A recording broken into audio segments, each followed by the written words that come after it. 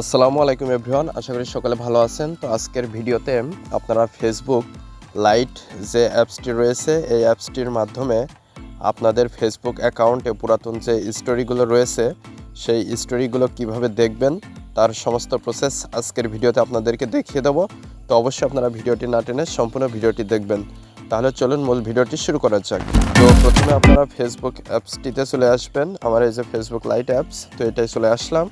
আসার পর আপনাদের অ্যাকাউন্টটা লগ ইন করে নেবেন। আমার এখানে অলরেডি আমার অ্যাকাউন্ট লগ ইন করা রয়েছে। আমি জাস্ট এই যে 3 লাইন যে মেনু এইটার উপরে ক্লিক করে দিলাম।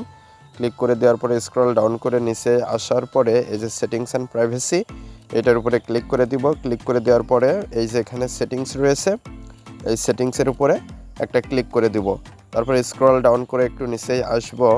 নিচে আসার পরে এখানে পেয়ে যাব অ্যাক্টিভিটি লগ ইওর অ্যাক্টিভিটি যে সেকশনটা রয়েছে এইখানে অ্যাক্টিভিটি লগ নামে একটা অপশন রয়েছে। তো এই অ্যাক্টিভিটি লগ এইটার উপরে ক্লিক করে দিব। তারপর এখানে আর্কাইভ নামে একটা অপশন রয়েছে এইটার উপরে ক্লিক করে দিব।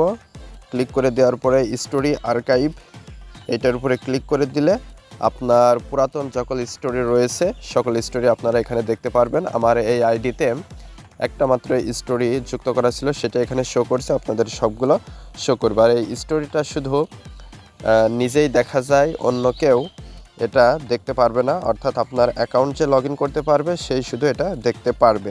আর যদি আপনাদের অ্যাকাউন্টে এই স্টোরি আর্কাইভ অন না থাকে তাহলে স্টোরি আর্কাইভ স্টোরিটা অ্যাড করার পরেও সেটা কিন্তু আর্কাইভ হয়ে আপনার আর্কাইভে আসবে না।